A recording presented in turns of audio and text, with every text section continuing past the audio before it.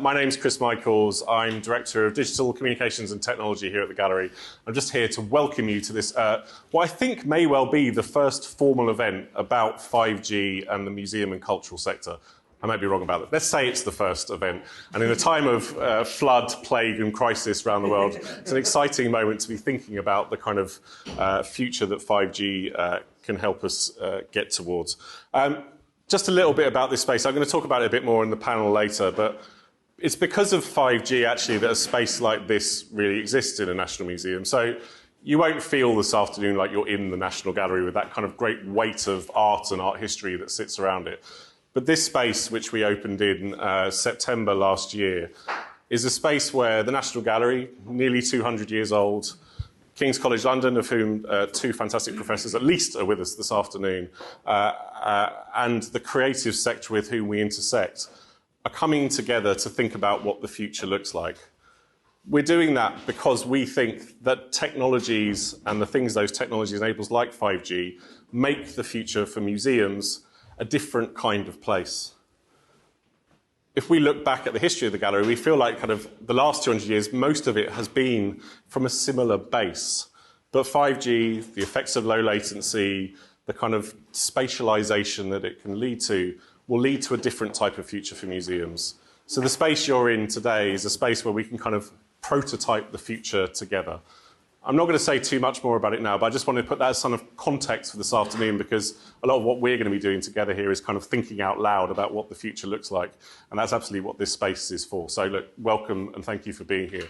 I'm going to hand over to Alex, who's going to tell you more about what we're going to do this afternoon, how it's all going to work, and what 5G is. So as I was on my way here, I'm Alex Connock, and I, amongst other things, I teach at the Said Business School in Oxford. Has anyone ever been there? It's great, isn't it? It's just a great place, and you're all welcome whenever you like. And I teach media and marketing, and 5G is obviously very key to that. We're really grateful to the National Gallery, to Chris and his team for having us here. And I think the objective, and by the way, this is Claire Harvey, who's my colleague from UK5G. In fact, she's my boss at UK5G, so please be extra deferential to her. As I was coming here today, I got a bunch of text messages from people saying, please would you give us as much boring technical detail as possible about 5G and use as many acronyms as you can. And so I've actually filled up this presentation with lots of acronyms, but I'm not actually going to go through them in great detail. I'm just going to really talk. The other way. Sorry. I'm just going to talk about an overview, really, and I'm going to give you a couple of insights that I've picked up as a kind of non-techie person. So when I joined the UK5G organization, it was quite clear that there were a lot of telecoms people there. And they were all talking in this crazy language of telecoms. And what Claire and I have tried to do is translate that back into an actual real-world sort of what can we actually do with 5G appreciation. So that's really what the afternoon is about. So I'm going to give you a very quick overview of 5G. Again, hopefully from a perspective of application rather than technology. Then we're going to have a great discussion panel and Q&A, which I think Anna and Gabby are sorting out. Then we're going to have a break, then we're going to have some more workshops, and then we'll have a summary and some networking. I think what Chris said is absolutely true, that notion that you can go around a museum and hold your phone up and, with no latency at all. Does everybody know what latency means? You get incredible real-time information about the exhibit is extremely compelling. So I think the museums and galleries sector really stands to benefit from this technology, actually. So let's just have a quick guide to what we are. So we're the UK5G Innovation Network, and we're actually kind of empowered by the DCMS, which gives us kind of license, really, to split into a number of different sector-specific groups to take forward 5G as for example, in automotive or in rural affairs or what have you. And obviously, this particular one, we're looking very much at the cultural, creative industries. And what we've discovered is that there is an enormous amount of scalable applications. Has anyone ever come up against any already? But I mean, there's some fantastic ones out there.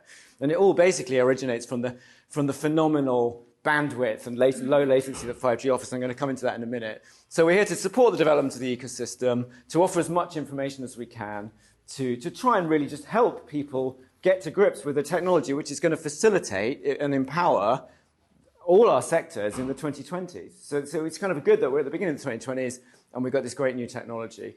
So UK5G has, it's kind of a B2B operation, I suppose, in many ways. So it's not really measured in success by the absolute number of people that it has involved. But he has a large number of organizations, around 1,000, lots of resources and articles being published, and we would love to hear from you and have publications from you, of course. And we have registered users, and we're actually kind of a forum, if you like, an exchange of ideas forum, kind of an academic operation in some ways, to help everybody get to grips with 5G and what it can do. So what is 5G? So here we have the first of the incomprehensible graphs. But what I'll basically say is I don't think we're too bothered about this here this afternoon. So this is all those big telecoms companies and all the platforms that they're creating. And I'm not even sure we're that bothered about this enablers bit in the middle, which is all about regulation and investment. And again, that we're not, we're really on this side. We're over here, can everyone see, on the buyers and clients end of things, which is what can we do with 5G? And that's kind of what the panel is about this afternoon. It's definitely what the working groups are about this afternoon. Does everyone sort of feel in accord with that interpretation? If you like, I can give you 20 minutes on this.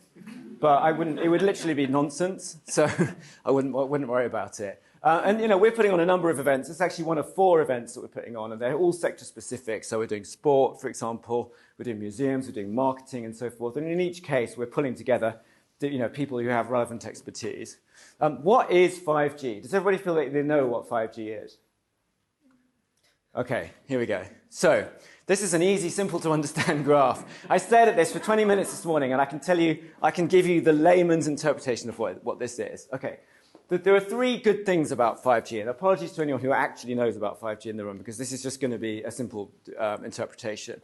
First thing is extreme bandwidth. So there are lots of different figures offered as to what 5G can do, but at a basic level, roughly 1 gigabyte bandwidth. So that's at least double the best possible bandwidth you could ever be getting at home on your broadband at the moment, on your mobile phone. Some people say it goes up to about 1.7 gig. Some people say that they've downloaded full HD movies in 6 seconds on a mobile phone in tests in California. It's enough bandwidth to do everything you could possibly do on a PC at the moment on your mobile phone. Does that make sense to everybody? So we have a number of use cases here, ranging from video monitoring, so I can watch 6 live HD streams of my front garden, wherever I am on a bus, through to video calling, and then our old friend virtual reality that never really happens, but augmented reality that absolutely does happen and is probably going to be a major component of the discussion this afternoon, I would say. So I think we can all basically understand that the extreme bandwidth is really is really a good thing. The next thing is massive scale. So I think the key stat here is 1 million devices per square kilometre.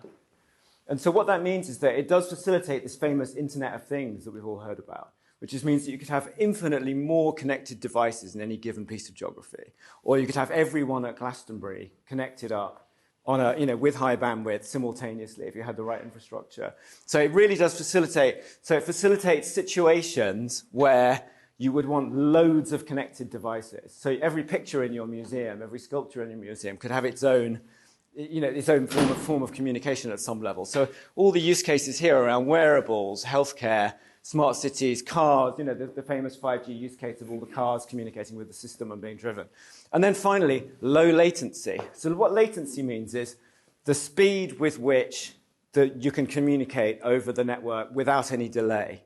And so at the moment, as we all know, if you ring someone up, it's kind of a half-second delay or something like that. That's what goes with 5G. And because of the low latency, you can make things happen that you couldn't possibly do at the moment, like remote surgery, for example. I couldn't conduct an operation remotely if I had a 1-second delay between what I did and what happened, but I could if I didn't have that delay. And that facilitates all kinds of driving possibilities.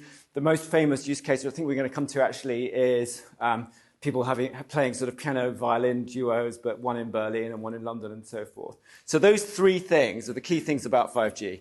Low latency, massive scale, massive bandwidth. Does that make sense?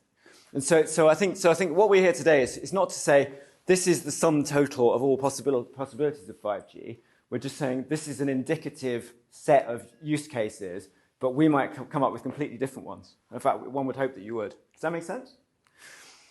So what's going on at the moment? So the DCMS, via parts of UK5G, is involved in a number of projects. And this is just a quick selection. So you can see there's one about farming. There's particular focus on rural areas. I'm going to come on to sort of individual case in a sec. Obviously cars, societal connectivity, particularly around social care, medicine, health, and what have you. Tourism, which is very similar to what we're going to be talking to today. So if we take them one by one, there's a rural first project, and I won't go through the detail, but as you can see, it's focusing on the connectivity of cows, which is helpful. So here we go, fish health, water conditions, connectivity to buses, wearable technology on cows. I'm sure we've all woken up late at night wondering how society might be able to use 5G, and there's your answer. Cows are going to be connected. But this project is obviously focusing on the not spots of the UK and what could happen to them if the 5G technology were imported. And it's actually a fascinating situation. Cars, there's at Millbrook, there's a kind of fake town where they're testing autonomous vehicles, trying to figure out this connected auto world that I think we all believe we're probably moving into around the mid-2020s. Not totally relevant today, but actually quite interesting, and you might, with your genius artistic insights, come up with a particular way of sort of exporting that technology to the museums and galleries sector. I can't work this out. I looked at this all morning. There's a picture of a flag, and then there's a burger thing, and I don't know what those pictures are for. So if anyone knows, you're the experts on pictures. If anyone can tell us, that would be really helpful. But in general, this is about in Liverpool, where they're looking at very much at social care, society, the uses of 5G to improve, if you like, civic life. So can anyone work it out? Why we got a burger in this picture? I think I think that's the sensor on the chair below the burger. I think the burger is related to the intelligent fridge. Oh, okay. All right. I think it's medicine. That's what it is. So I think it's checking people take their medicine. Oh, okay. So I think they sit down and it will sense that it opens. Oh, okay. And the camera to your right there will record it so the doctors can go back. Oh, okay. I was thinking about it yesterday, but I cheated. Well done. Just in case. Well, you can give the speech next week. And then tourism. And so is anybody here from Bristol? Because Bristol's been leading the way on this with the Roma bars and the use of AR, augmented reality, in the Roma bars in Bath. But there's already been a number of kind of tourism-related projects, immersive 360-degree video, artwork guides using standard smartphones, the concert that I mentioned. And I suppose this is probably the most apposite set of use cases that have been tested so far for this particular sector that we're talking about today. And so I think that if you look at the watershed in Bristol, they're doing some great work there, and I think Bristol University are involved as well. And so it's up to the rest of us to kind of pick up that work and carry on with it. And so that's really all we wanted to present. That's just we're here today to think about what about the rest of media and the arts. What else can we do with these three attributes? The low latency, the high bandwidth, and the high number of devices possible in any given geography. And I do not pretend to have all the answers. Happily, the collective is going to come up with them. And with that, I will hand over to Anna. Yeah. Thank you very much.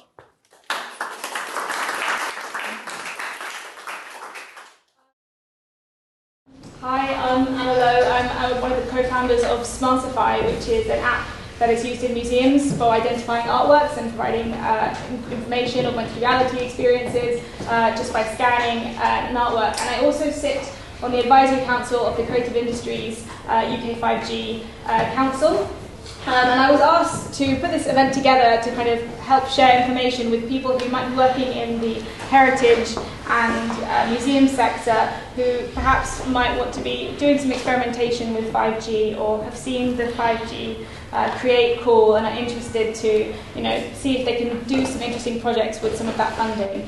And basically this is kind of an event to share information and a very informal event to have these conversations. So we've got a really great panel of people who are going to, hopefully dig down a little bit deeper into some of the things they've been working on, and hopefully also inspire you to perhaps do some projects as well yourself and get involved in the R&D.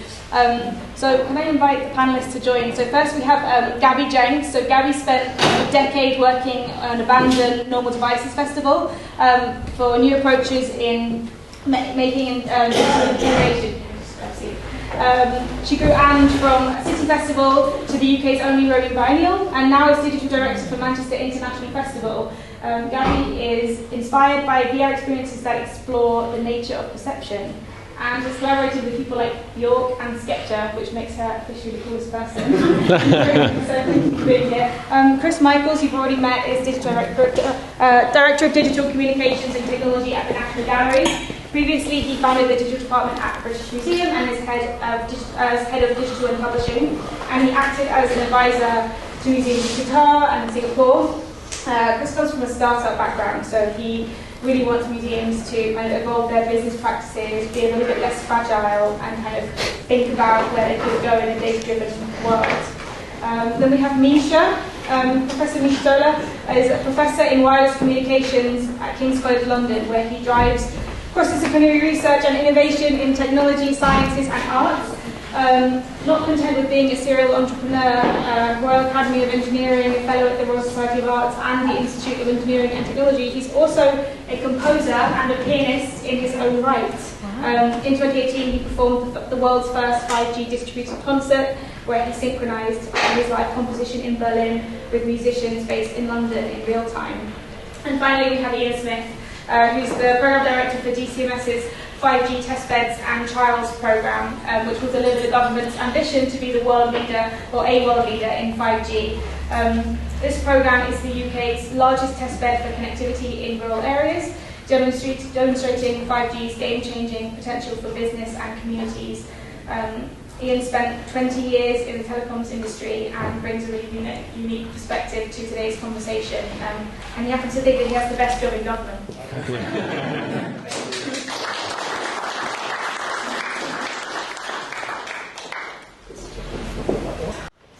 Yeah.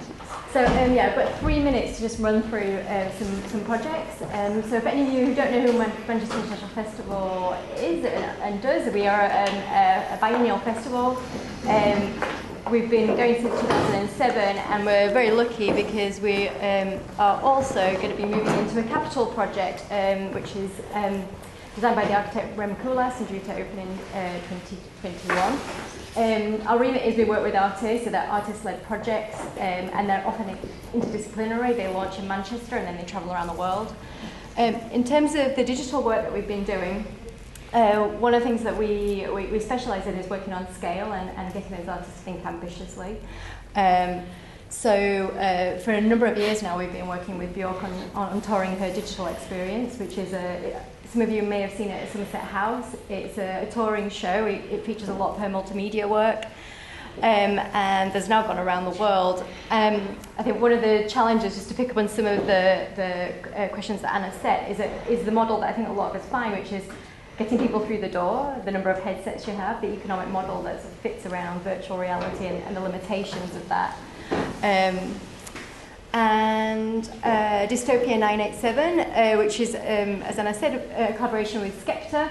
Skepta is a grime artist, and he came to us and talked a lot about how he wanted to embrace mixed reality and trying to figure out a way to do that in a live performance environment. And this is actually part of some R&D, which is supported by Audiences of the Future and a consortia of organisations that form part of that, which is actually how we might be thinking about how audiences are going to be engaging with this kind of technology moving forward. So one of the challenges we had with this is how do you create individual experiences like Magic Leap experiences and use that content and scale it up for a live performance like this. Many challenges involved in that, some of which is actually just a workflow, but we work in abandoned locations and in site-specific locations, so a lot of the challenges we have is also about connectivity, some basic things, and being able to manage the upload and download of the amount of data that is being generated. Also launched last year was a project we did with a Mexican-Canadian artist called Atmospheric Memory. The artist is called Rafael Zanahema. And for many years he's been working on data-driven pieces. He's a brilliant artist if you don't know his work already. A lot of what he does critiques how technology is shaping the world. But this immersive work, try and get so you can see the sense of the scale of it, was actually responding to a 180-year-old proposition by the computer pioneer Charles Babbage, which was that the atmosphere itself holds a library of words, all the words that were ever spoken. And so in a sense, he set himself this impossible task of trying to materialize that. And why I wanted to include this particular work was because it includes real-time data, some generative software, but a lot of what he creates is multiple pieces of work, and what we often have to do is develop a kind of system architecture that can house those different types of interactions. And finally, this is an older piece of work, but actually one that I still feel is actually quite present in some of the R&D that we're doing now, which is by the contemporary artist Ed Atkins, called Performance Capture. And a lot of what he does is he looks at computer-generated representation. That's very, very simply. But he works with motion capture. And for this performance that he did for us back in 2015, it was actually, he created one avatar, but invited many performers to occupy that one avatar in mocap. And it was like a durational performance that happened during the festival. And I'm just including this one partly to do with latency, because some of the stuff that we're doing right now around virtual beings and character development, the challenges we have is very much around the latency between the real-time, the capture, and then what we see on the screen. And then I think I'll just finish on that one, and then if there's any other questions, we'll pick them up later on. Sure.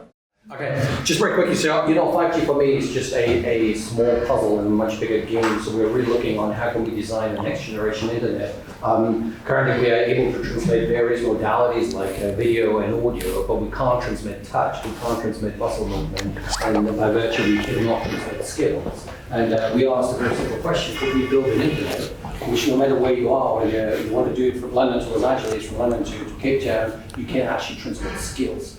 That requires very low latency, so therefore we require 5G, this capability of 5G, wide bandwidth. We need also robotics, we also need quite a bit of AI, a lot of that. So we started that platform thinking a little bit, so really the idea is to democratize that internet of skills, our human skill sets the same way as the internet. Today's internet has democratized knowledge and information. So and the next slide I'm going to show you is essentially just a few things we did with that. So one thing is in Avalon in Los Angeles, if you know the club, so we had Peter Gold, one of the DJs, number 2 DJs, probably after Deadmau5, DJ in Avalon, got his image over onto a hologram in a crowd in a club in West Hollywood. We got the dancing crowd from West Hollywood back to Avalon, so Peter had to actually DJ in real time to 2 dancing crowds, the one he saw in front of him, as well as the one which was dancing about 24 hours often.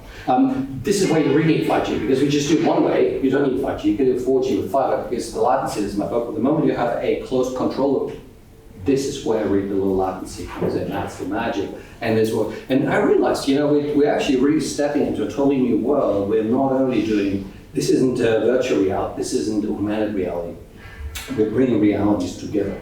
And I called it synchronized reality, because I really thought, we are really bringing different physical environments together to an emotional point as we have never been able to experience that. So if we did this via Skype, we wouldn't have that emotional bond. So therefore, we coined this term. What else? I want to do a bit of advertisement for my friend and colleague, John Svetkovic, who's very much part of this initiative here, NGX, and in fact, the loudspeakers are his work here. So he's a professor of signal processing, works a lot on audio in a multi-channel sensory equipment, reproduction, recording, and they're currently totally changing, revolutionizing how you actually do recording. They work with Giovanni Reeves one, so you probably know the pianist, beatboxer, and this is very complex. So where do you process that? You could probably have a computer somewhere here, or you could actually use the infrastructure which is out there, because 5G itself needs to run on a very heavy infrastructure. Why don't we carve out a little bit of this compute power and use it for applications such as audio or video rendering, or whatever you want to do. We call that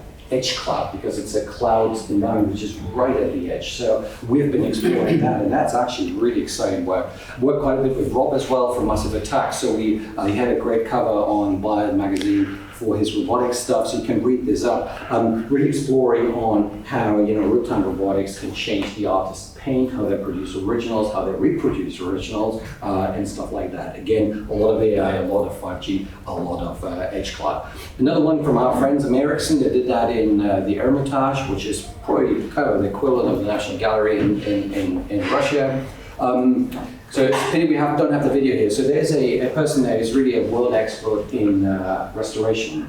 And we told them, wouldn't it be great if you could actually, restore artwork in Syria, Iraq, anywhere in the world where it's currently really dangerous to travel to. We didn't want to do it, but in the end, we just forced him essentially this VR kit on him. We gave him a haptic glove and the ability in real time really to control, whatever the stencil, pencil, whatever they use to, and then it became a really beautiful kind of use case where remotely they're being able to essentially maintain that artwork without traveling. So that was part of that in of skills. Last but not least, so we alluded to that to my very personal concert.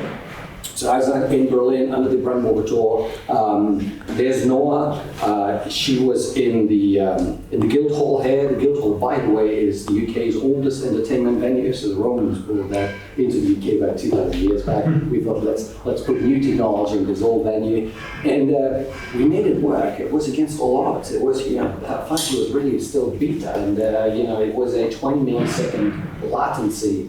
And this is what we need as a human to build that emotional response, right? So we're geared to 10 to 20 millisecond adaptation. Anything which goes beyond that, it's not the same. You notice that on a Skype call, on a WhatsApp call. So getting it down to the level where you actually feel to be with a person has been really, really emotional. And when I played that piece, I really struggled to cry that night, actually, because it was just so phenomenal. And later with Simon says, well, from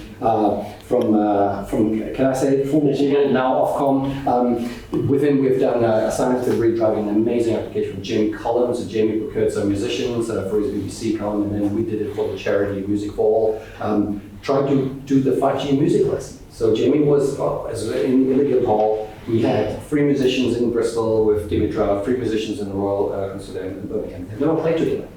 We made it work. Low latency, 3-way. Jamie felt like as if everybody's been in the same room. And you remember the first time he kind of jumped up, he hacked everybody. It's like, shit, this works, right? So therefore that immediacy, the synchronized reality, just in and out of skills, I think this is really the driving thing for me personally from a 5G point of view. That makes sense. Yeah. I guess coming to you then, Chris. Yeah, no, please.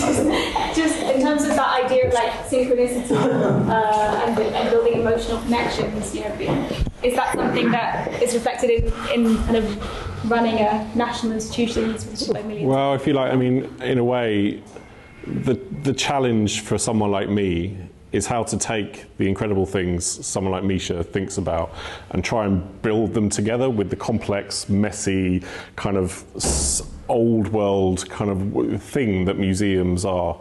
And that's the exciting thing about this, is that, the hugely inspirational work you've just seen from both Gabby and Misha is kind of starting to set a context for what people like the National Gallery and others can do. So I haven't got, my slides are much less interesting than this, so I'm not even going to try and compete. This is super awesome stuff, but if you like, the 3 years I've been here, what we've been trying to do is to find ways to make technology-enabled storytelling different from the things that a place like the National Gallery's done before. So a few months after I came here, we did this initiative called Sunflowers Live, which took the fact that we are super lucky. We got one of the 6 sunflower paintings by Van Gogh in the world. And how can we think of it as a kind of global story? And how can digital help us do global storytelling in a way that we couldn't do otherwise? So then we used Facebook as a medium to think about, well, okay, we could do a Facebook Live here. They could do one in Chicago. They can do one in Amsterdam. They could do one in Tokyo. And we can kind of globalize storytelling to join up different places. Now, they were one at a time, but 5G asked the question, well, how do you do them simultaneously? If the geographical gap, because of low latency, suddenly compacts, how do we make a global story that tells you about whether it's Van Gogh, Leonardo, or whatever the hell it is, all across the world, all at once? Lawrence has done some amazing projects over the last year with virtual reality, trying to think about how history and art come back together. Behind every National Gallery painting is a really complex historical narrative, and how do we put them back together? But that putting back together meant going to a church in Italy, scanning it and trying to recreate the history kind of latent inside it, and putting it together with a gallery painting here. And again, you start to think out loud, well, what does low latency do? It means that the geographical barrier and time-based barrier between, where was the church, Lawrence? Padua? Mantua? Something Shakespearean. Near Mantua, so definitely Shakespeareish territory. How do you put those two things back together when geography doesn't matter anymore? And those are the things, if you like, that National Gallery X is kind of trying to represent. There we are. I told you, really boring slides, and without even the right font. This is excellent. So we launched September last year, and the point here is, I said, to bring together the amazing kind of future-facing research that King's College London, people like Misha, people like Graham Earl are my kind of partner in co-creation of this space. So as they think about the future, and try and bring it back to the real world of the gallery. So here we're trying to stage a series of residencies, events like today, research programs, learning programs, that kind of think what the future looks like within the box of the National Gallery. Because the only thing we think about the National Gallery is whatever happens with 5G, with robotics, with the Internet of Skills, with all the other stuff, the National Gallery will still be here on the other side of it. So we've got to make sure at this point of kind of massive exponential technology shift, the gallery and its audience's expectations can kind of shift together. That's ultimately then about building competencies in the technology in this space. You can see we still have problems with PowerPoints on screens, but that's okay, we all get there. There's basic stuff to do, but also about how we kind of operationalize technology in the space. As Misha says, this is not just a sequence of speakers around a room, it's designed by a professor at King's, Zoran, to help use the amazing immersive audio technology that he has. And that's helped shape, again, how we're starting to do projects here. So the first thing we did here, we launched in September last year, great event, some of you were there. Tim Berners-Lee came and said, this is an amazing thing, which is awesome for anybody to do. But what it did was kind of start to triangulate what does King's research and technology look like when you bring it together with the gallery and bring it together with audiences. So there we launched with a piece that took Turner's great painting, Rain, Steam and Speed. For any of you who know, it's a train emerging out of the mist. Kind of 1830s thought about how technology was impacting on the real world by one of the greatest painters who ever lived. Brought that together using these screens, taking Zoran's immersive audio technology, and then asked a composer, harpist and sound creator to think, well, what does that painting really sound like? And this amazing harpist kind of builds this sound world in the real world that you're in, but then the technology builds a kind of monstrous, kind of mystical environment around it. And you kind of knew that at some point the train is going to get out of the screen. Like, it's obvious, right? It's there, it's kind of waiting to jump out. But because of the power of the underlying technology, at the moment where it gets out, it really sounds like it's coming from about 2 miles that way. And then when it goes through the middle of the room, everybody jumps. And so we're starting to kind of unlock the potential for kind of digital interpretation of the pictures.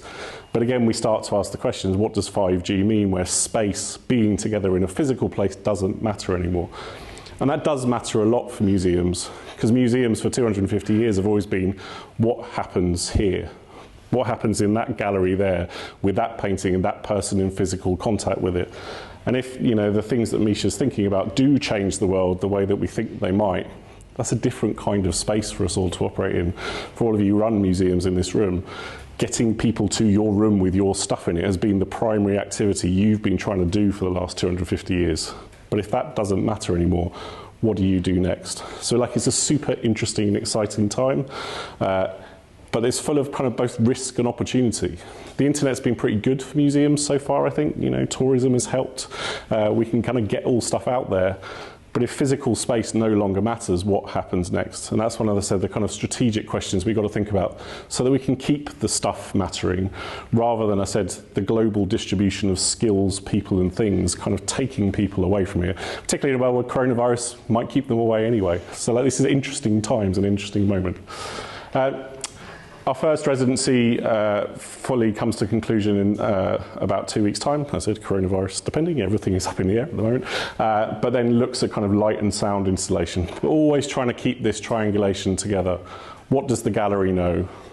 What does King's College know? And what does an artist know that kind of creates something that neither of those two entities could have dreamed of otherwise? And then the last piece, that again, we'll think differently. Mima School of Art and Design, some of you know, one of the most radical kind of museums, thinking about the civic role of museums in society, thinking about how access and really about kind of mobility and disability can be thought about differently in a 5G-enabled universe. That's all I've got. Thank you very much. This is a super interesting moment, but one that there's a lot of unresolved tensions, but those tensions are opportunity if we take them right. Thank you, guys. Thank you. I'm not going to take a break just yet, so I'm going to go back. Because I want to bring it back down to kind of, you know, reality. You've seen all these amazing things, but you might be also wondering kind of where are we now with 5G? You know, does anybody actually even have a 5G phone yet? So I want to come to Ria and kind of give us an overview of, you know, where we're at in terms of also the DCMS strategy. And probably a lot of you will have heard about 5G Innovate as well, so it'd be good to hear a little bit about kind of what you're working on. Sure. I haven't got lots of slides because Alex very kindly presented my slides. So it's very kind. He did a much better job than I'd ever done. So the DCMS program, 5G program, is here, and it's a world first. nobody else, no other government's put money behind a trials program to really demonstrate the power of this technology. Now, I am one of those engineering people who work on the left-hand side of things, all that technology stuff. But it's fascinating because working with Misha, these guys were part of the first trials we did. We used Bristol, King's and Surrey University to say, new technology, not even released yet, standards weren't even fixed. Yeah. Can you demonstrate low latency, high bandwidth applications in a city environment, in media immersive, and also the actual technology itself? Because behind this is a phenomenal amount of compute. To make this work requires compute power that has never been seen. And actually, the stuff that Surrey's doing is looking at signal processing beyond our capabilities of actually actioning it. So mathematically, theoretically, we can do so much more, but yet we haven't yet got the computers like Leonardo da Vinci with his helicopter. We know the ideas, but we can't build it, we don't have the materials. So we got these guys to build a first trial network working together to demonstrate end-to-end 5G low latency demonstrators. And we took it to World Congress in 2018 in Barcelona, didn't we? Yeah. Where we had, you could kick a ball as a net, that was picked up and motion captured and transmitted across the other side of the site, and at the other end there was a robotic arm which mimics what you did. Quite a simple use case, but it demonstrates actually the real-time ability of it, that with the instant feedback closed loop you've got, you can play a virtual football game across this massive conference. Very, very good. We then took that on further, and you saw the 6 trials we did originally with healthcare, with automotive, connected cows, salmon farms, facial recognition on salmon, someone once told me. I'm not sure if that was true or not.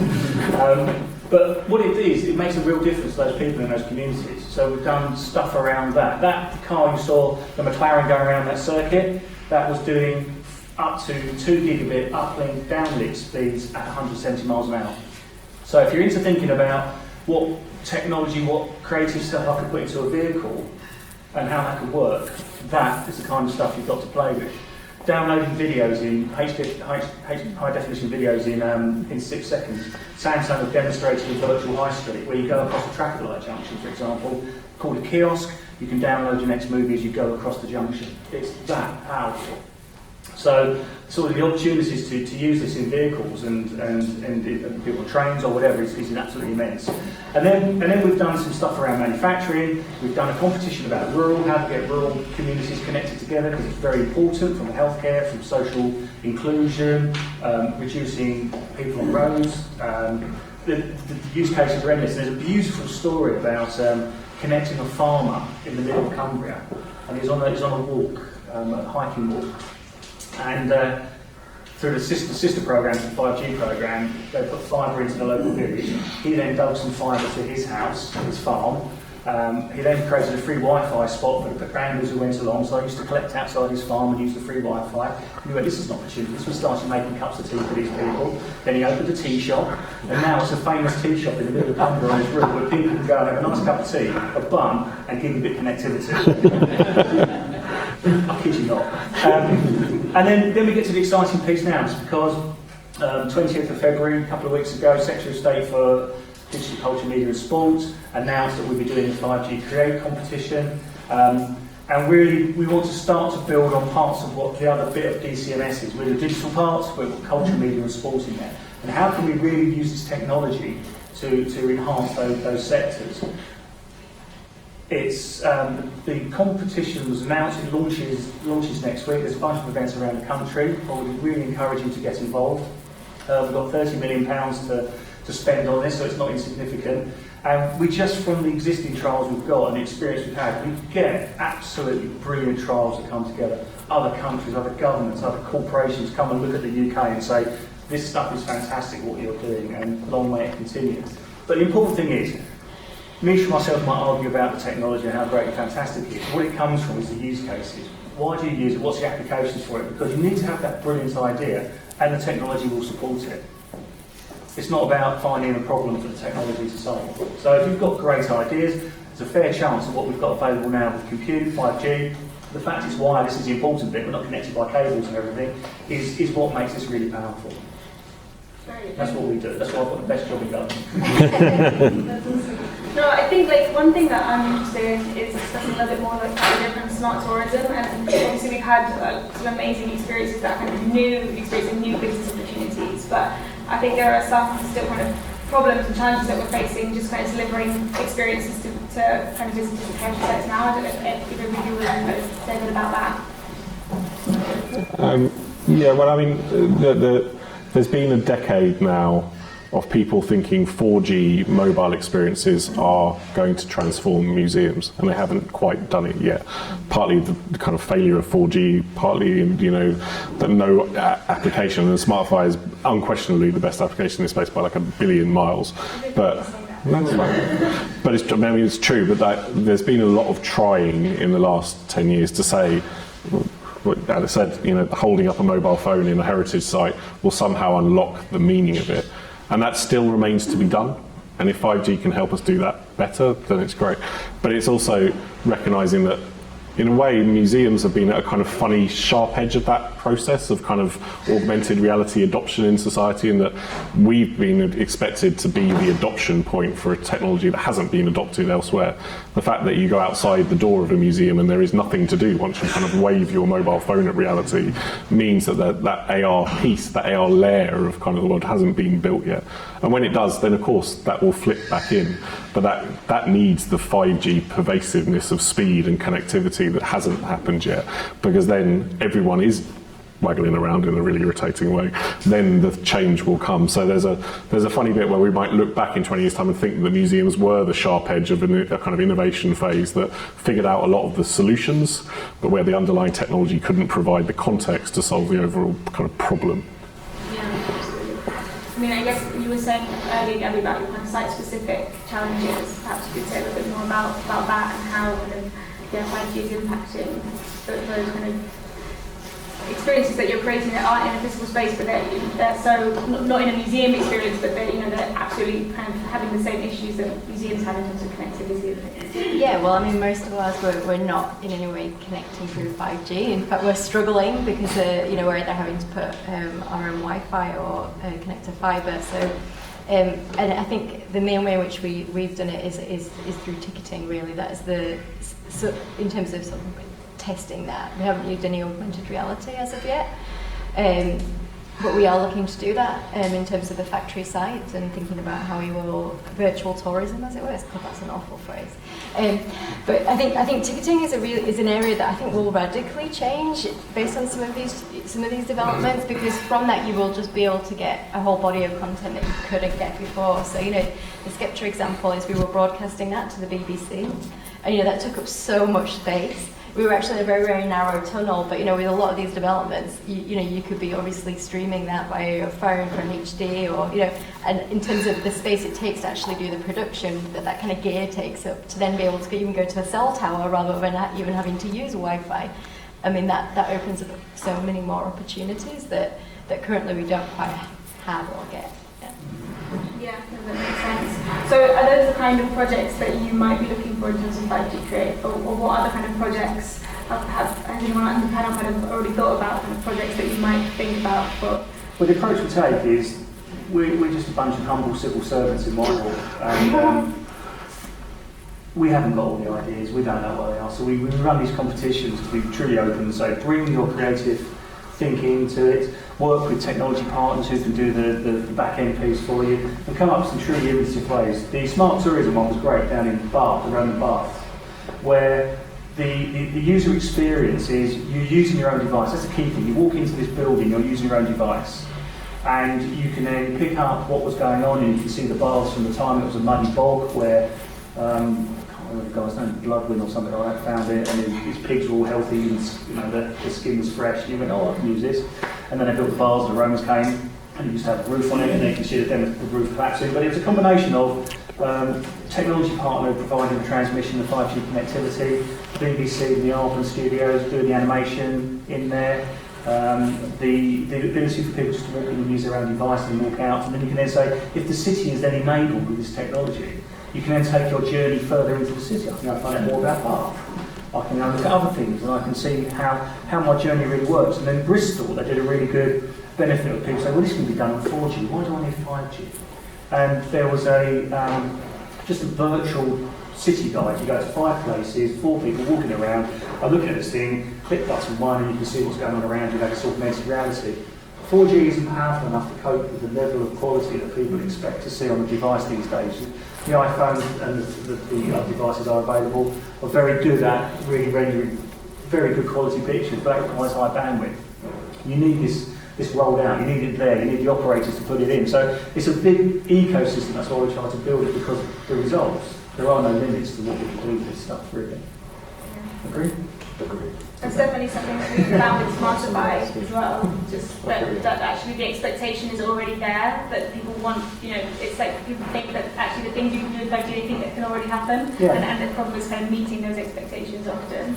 Yeah, exactly. That everybody has. The first time I sort of come across augmented reality was a castle in Normandy. You walk in there and you rent the iPad and you do your deposits and you take and put headsets on, you've got the English version because I can't understand the French version.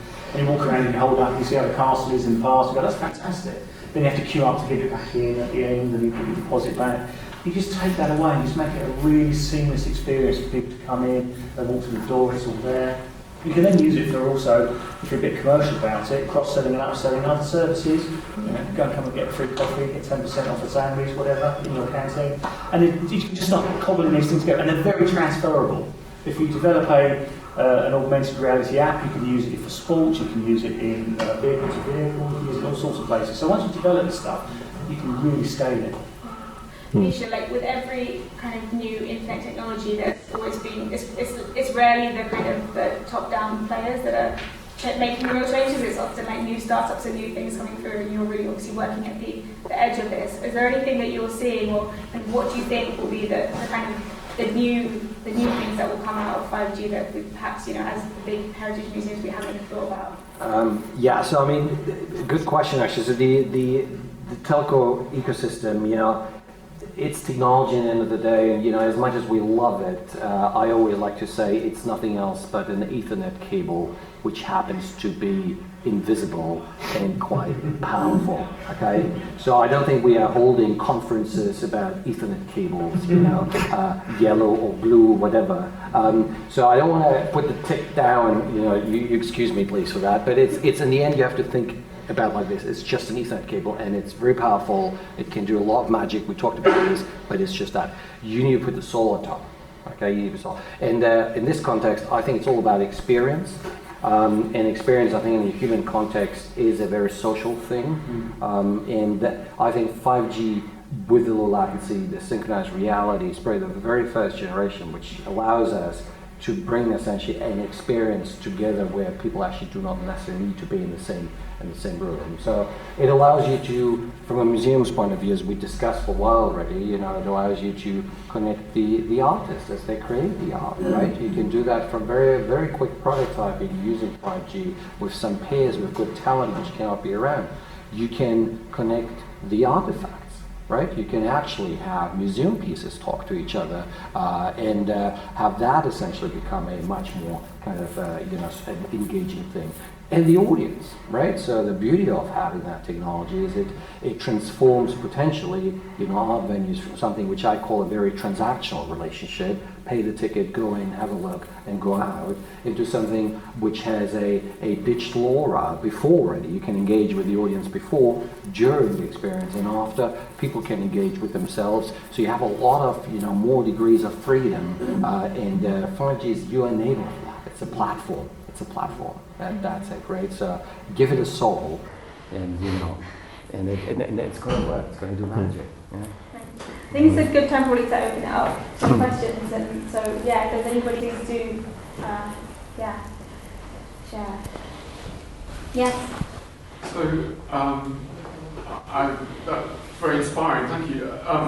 One of the things that is evident is that this idea of telepresence through 5G is very compelling and allows you to do all sorts of things that you couldn't otherwise do except with great inconvenience. So, for example, it would be very straightforward to imagine using this kind of technology to allow somebody to give a lecture at the National Gallery from Los Angeles with proper interaction between that lecturer and the audience. If you went down that route today, what are the actual practical barriers to achieving that, or can it just be done? Can I answer that? Because we've dealt with specifically the Los Angeles case, so I can tell you the exact numbers. Okay, so if you use it today, you have the first problem you have is speed of light. It has a limit, apparently. I asked physics guys, so it's really kind of a hard limit. 36 milliseconds to go from here to LA through the fiber infrastructure. You got the network, which is composed of routers and fibers. In the routers, there's a lot of congestion happening, particularly in the urban environment in London and in LA, and it takes you another 60 to 7 milliseconds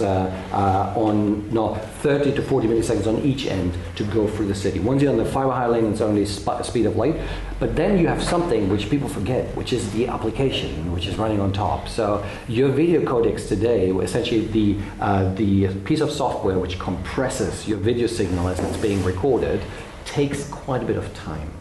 So you can have the most beautiful 1 millisecond or 10 millisecond networks, 5G networks. If your application still takes 200 milliseconds, there's no need to do that. So you need to, if you want to get things like this going, you need to think holistically, end-to-end, every single component, which actually eats up your kind of engagement milliseconds, if that makes sense. So the answer is today you can't do it. It's impossible.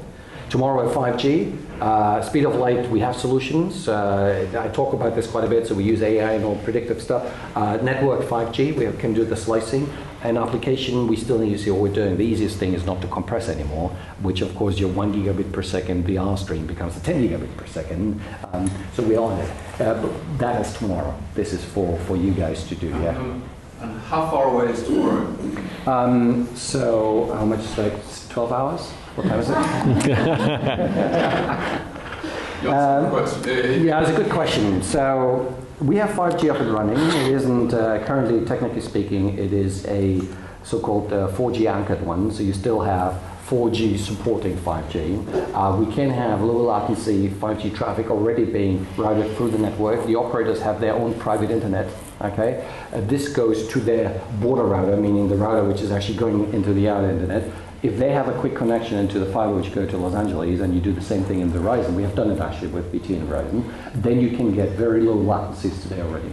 So you could in theory do it, but it's crafting.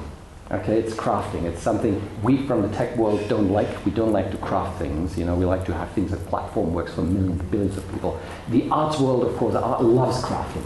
Okay, so but you know, I hope that by 2022, 23, we'll have a solid 5G ecosystem globally, so we can start. Really that oh yeah. And in the use case that I'm describing, I don't think a bit of latency. It's not like a music performance. No. I think you could tolerate a bit of latency in order to save somebody thousands and thousands of pounds, tons of CO2, all the inconvenience of travel and so on. So I think that. And I mean, I think that's all the context why museums people need to think about some of this stuff, right? Because it's not just doing it for 5G's sake. Why simultaneous conferences, you know, exhibitions curated between London, LA and Tokyo simultaneously between kind of real and virtual space. It's because these other kind of moral imperatives will come around it as well. You know, coronavirus is making it difficult to transport pictures around the world right now. Climate change in the next decade will create imperatives for government institutions to travel and move things around less, one way or another. So the ideas and opportunities that 5G creates for kind of getting rid of geographical boundary, getting rid of kind of temporal boundary, isn't for its own sake. It's brilliant as kind of creative technical tricks as it stands now, but it's actually, for I said, those wider imperatives of, if you want, you know, the Mantegna and Bellini of the 2027, that might have to take place, should have to take place between institutions rather than at an institution. And that's part of the kind of creative, technological, kind of curatorial opportunity, if you like, is how do you rethink the partnerships and relationships between places to kind of co-stage, rather than saying it comes to London, then it goes to Rome, then it goes to Tokyo, or whatever it is. Why not be in all those places at once through a different kind of storytelling mechanic?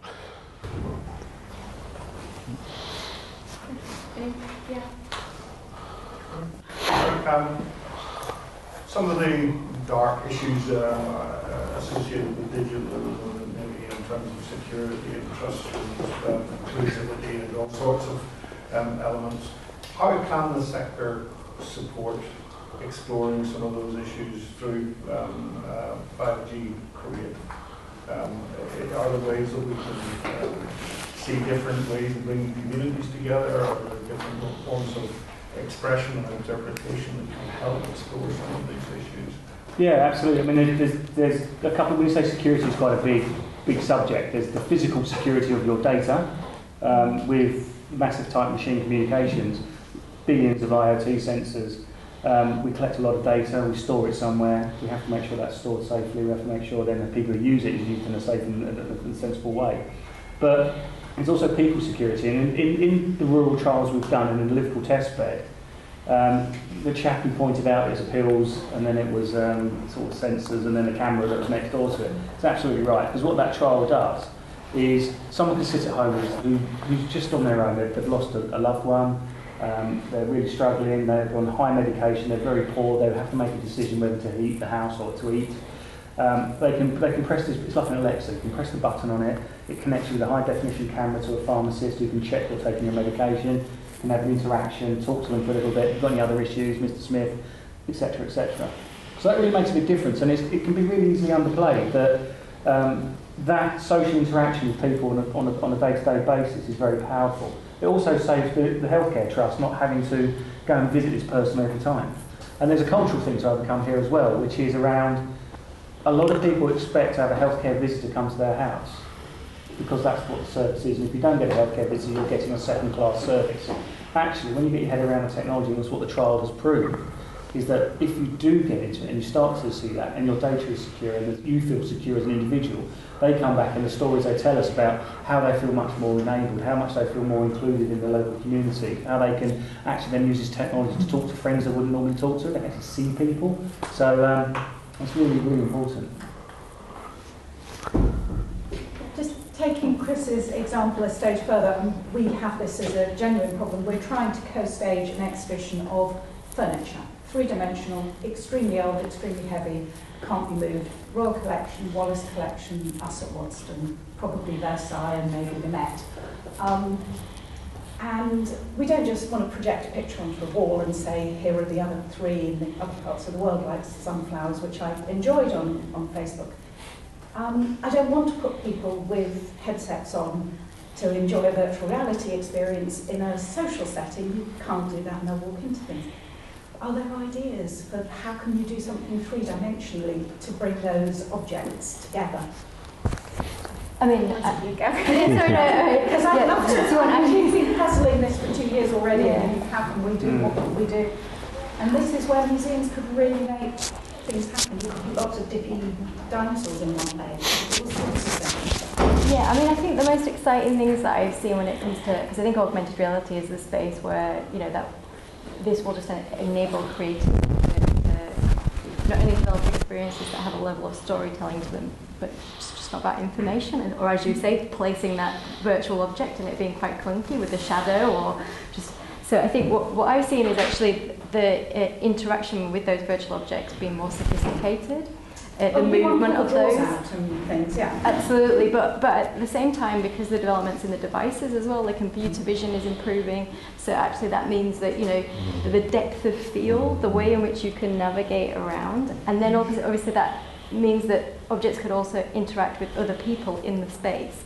So the ability to have like more multiplayer experiences is exciting. Has a huge potential, I think, for like geolocated gaming, which is the area that I think, you know, if there's some people here interested in gaming and augmented reality, is I think the most exciting potential for creators and artists to go, actually, how can we get multiple people experiencing games and storytelling and navigating space, but also see their friends and be able to share that in different ways.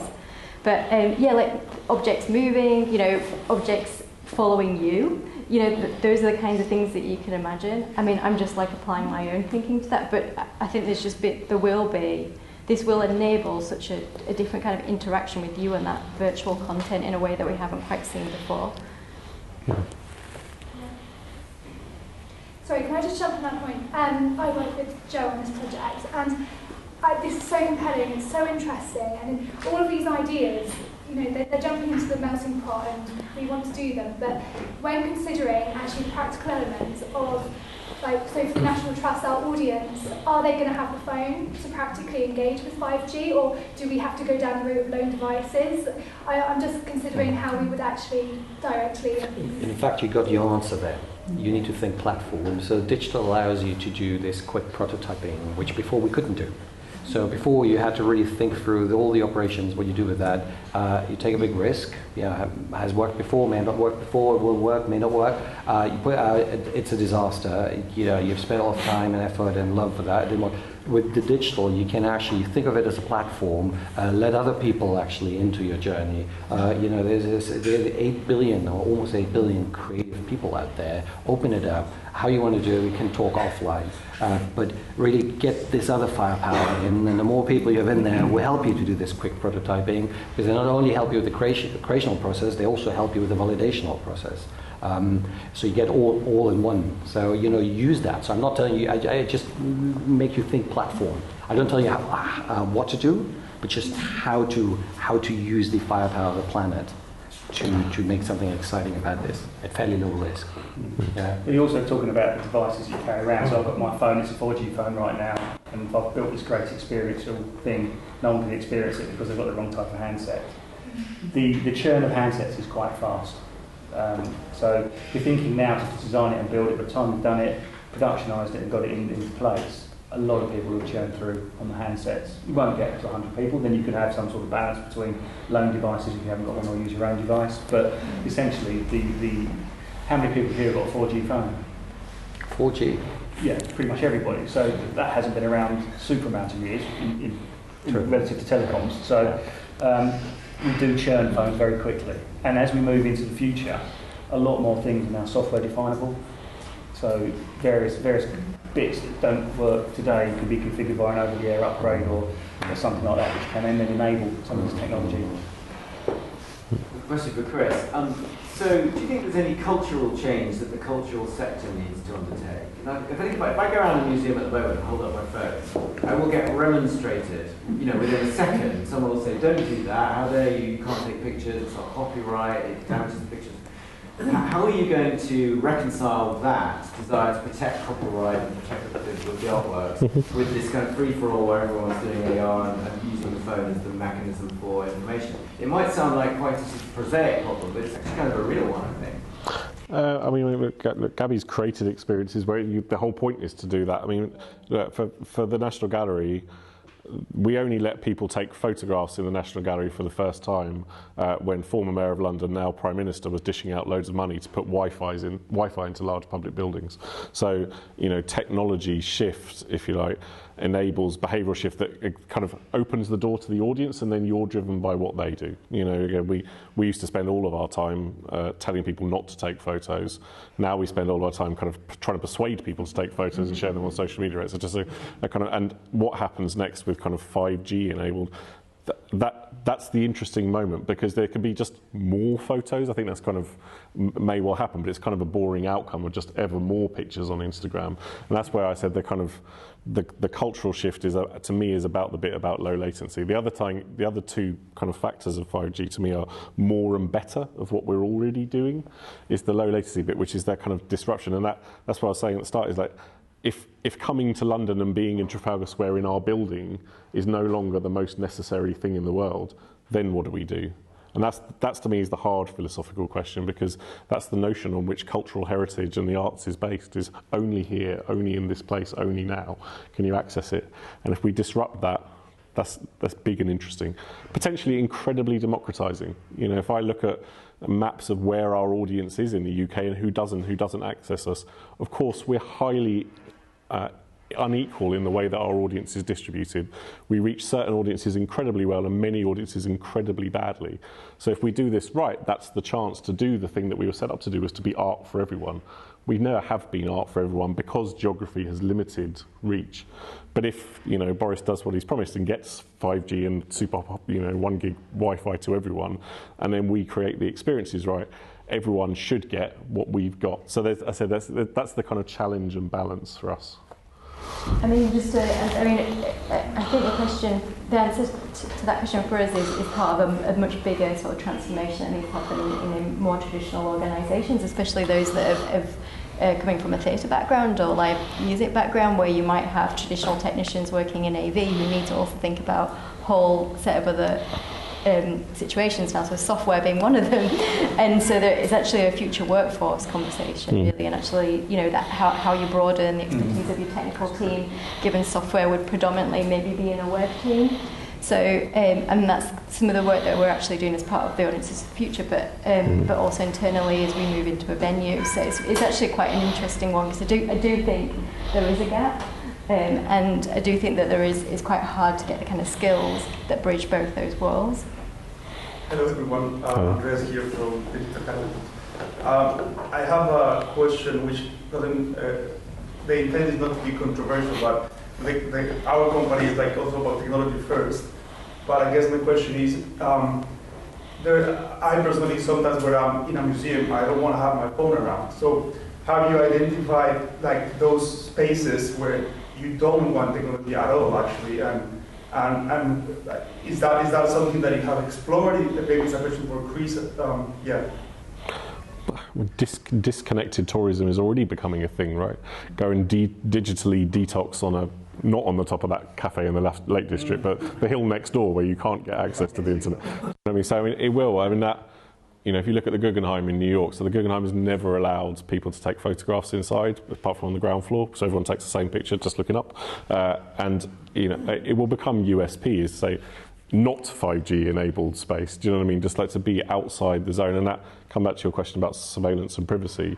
Of course, digitally disconnected spaces where you aren't generating behavioural data that's feeding into whether it's UK government, Huawei, or whatever, whoever's kind of Googleplex somewhere in the sky, it's going to be an interesting and important thing in the years ahead, and creative opportunity as well. Yeah, funny enough, the project we did with Sketcher, he wanted to augment the rave, which was part of it, but without any phones in the room, which meant that everyone had to lock their phone away, and we had to look at other solutions as to how we would work with volumetric content and virtual assets in interesting ways. So I think artists absolutely are in that space. They are going, actually we want the presence of people, but how do we think about, we want that eye contact when we're performing, but how do we think imaginatively about how we share that after as either a post-event experience or live online.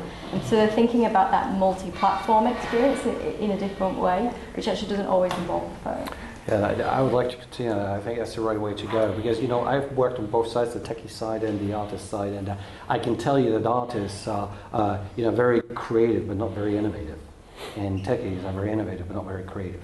So the magic is when both come together. And if you think about it, Shakespeare, the Romans or the Greeks, whoever, came up with gave you a platform. Somebody was very innovative there, and we call that our theatre today. Okay, so the stage is there, and how you put. So that was created, innovated many years back. And over the last 2,000 years, a lot of creativity has gone onto this platform, and we see every year thousands of new theatre plays, and we enjoy that. Now 5G, or the whole tech internet platform, is yet another new innovative piece of platform we're giving you. So don't just think of users holding phones, okay? Think of it more broadly. It's a new platform where you can, procure, create, disseminate, iterate, prototype content, experiences and all that. So think beyond that, okay? Does it make sense what I'm saying? Just to follow up. I think in terms of, certainly, when we think about tourism, I worked closely with the Forestry Commission on a virtual reality. It's not as part of MIF, but with a group called Marshmallow Laser Piece, and we commissioned this piece called In the Eyes of the Animal. And at the time when we were doing that, we were like, why would you put someone in a VR headset in the middle of the woods in this beautiful... It's a fair question. It was a fair question. Yeah, where would you get them? And I remember, there was an older person. She didn't walk very far. She couldn't walk up the hill. There was, all the things to do with access that are a problem for some people.